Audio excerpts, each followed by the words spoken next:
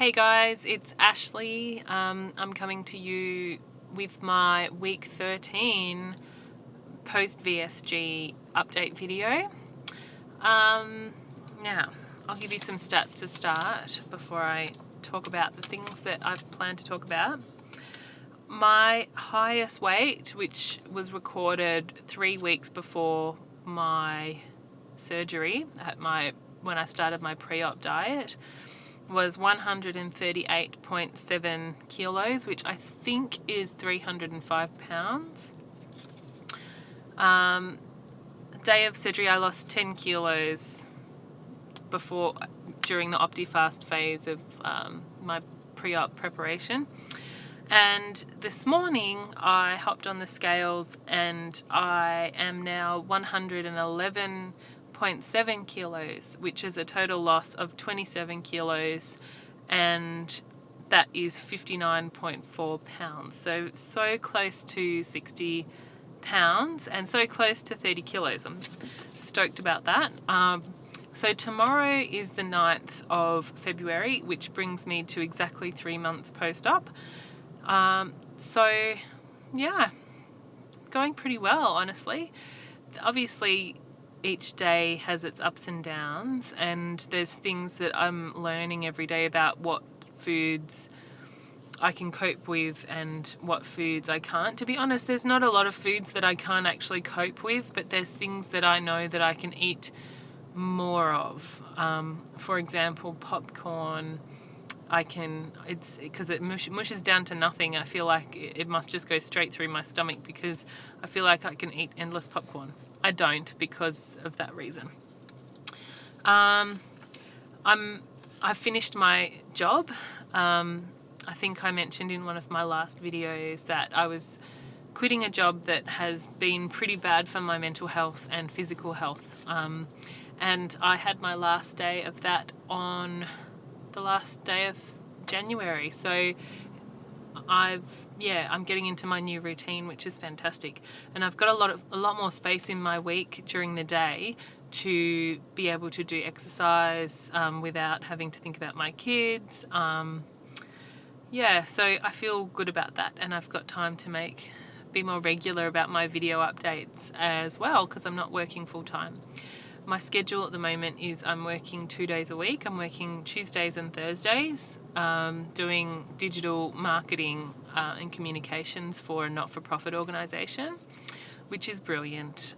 Before this, I've been in a few different social work roles. And as a social worker, there's a number of social workers I've seen online. It's a very taxing job. It takes a lot of you, and even if you're very, very good at self-care and really, really good at separating work from home life, it's very difficult to leave work at work when you work with very vulnerable people and you worry about them. If you've got a heart, it's hard to leave that at work.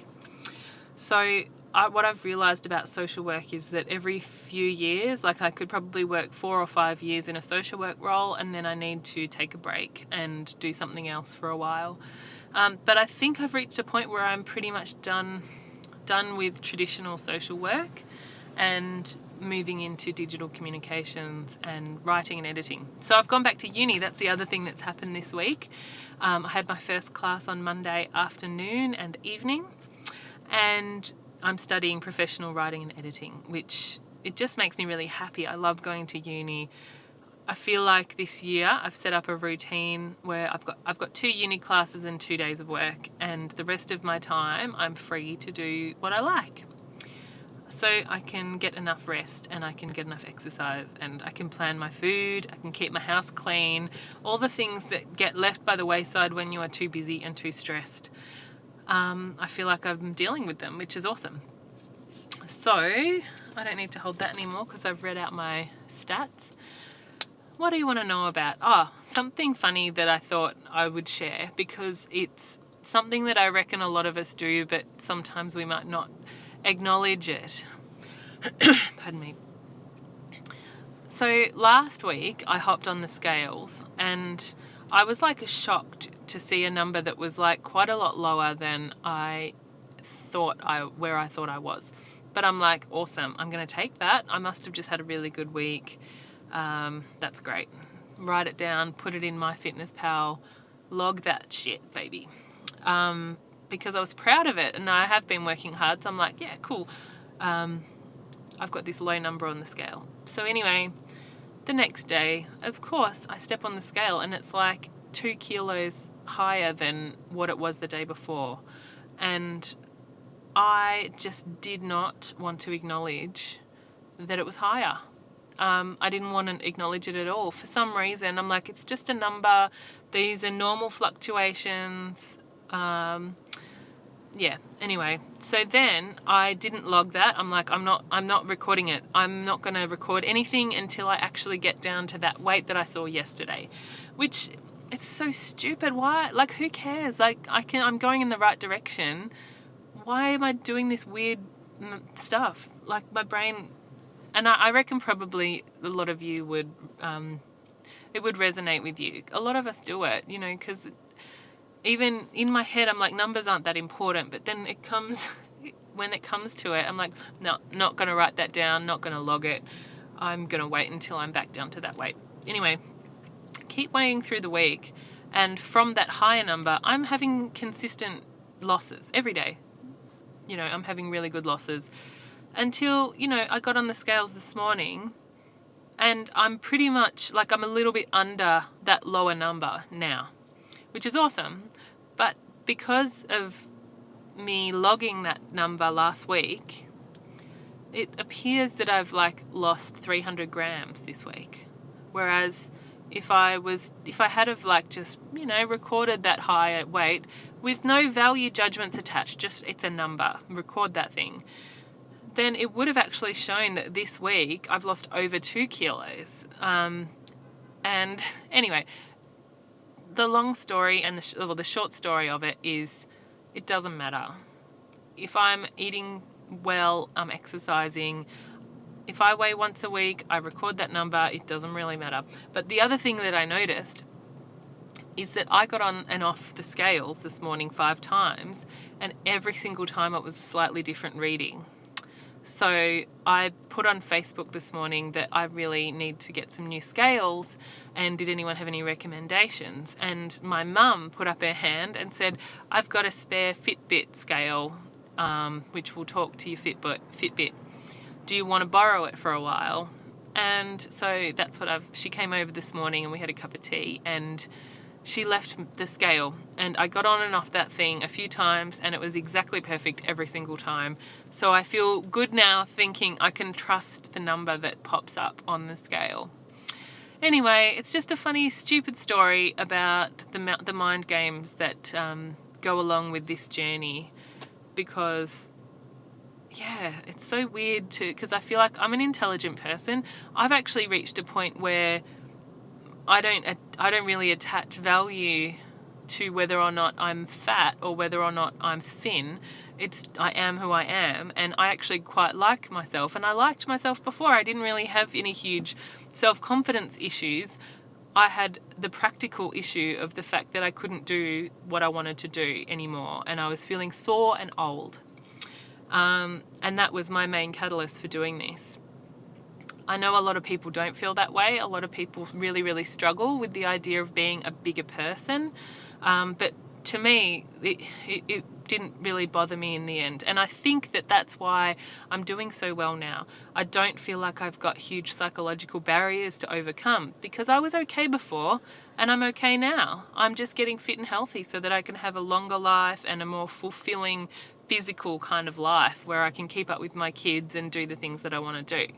And that is a really good incentive, you know, like to me, it's a much better incentive than thinking, oh, I need to be small. I need to be a small person. Like, where does that come from? Why do we feel the need to be small like that and attach value to that? It's just, that's where I'm at. I feel good. I feel like I'm a good person, and I don't feel like I need to judge myself whether or not I'm a bigger person or a smaller person. Anyway, being the woman who is full of contradictions that I am, on the other side of that, I cannot wait to be able to fit into some clothes, to actually be a small enough person to be able to fit into some particular brands of clothing. I'm not going to get into the politics of clothing sizes. We all know that it's bullshit, and company brands should cater for all different sizes. All right, I've said that, but there's a particular clothing brand that I absolutely love, and I've never ever been able to fit into it, and that is one of my non-scale victory type goals that I'm aiming for. So I love the clothing brand Gorman. I love their designs. I'm not sure if they're a particularly ethically made brand, but I love the patterns, the fabric patterns. I love the design. I like the cut. I like everything about them, actually, the way they look and everything. So that is one of my goals. I want to be able to fit into a piece of clothing from Gorman. That's going to be a massive non-scale victory for me. Anyway, I just wanted to say hi. I wanted to keep these updates rolling in. I just want to shout out to Developing Danny, who is new to the weight loss surgery community, is preparing for surgery, and I think she's doing bloody awesome. She's in the gym all the time, she's eating really well, and she's really getting into a really good headspace for the changes that are going to happen for her. And I just want to give you a massive high five and say welcome to weight loss surgery world. Say hi in the comments down there, and yeah, I hope you're having an awesome week. This weather is incredible, and if you're in Melbourne, I hope you're not stuck inside and you can be outside enjoying the beautiful weather. I'm going to go and have a coffee because I have a day off right now because I don't work in my old job anymore, and I've got some hours until I have to pick up the kids and I don't have anything else to do, which is awesome. So I hope you're all having a brilliant day, and stay healthy and stay well, and no judging yourself. You're doing okay. You're doing good. I'm going to leave it there. I love you all. Bye.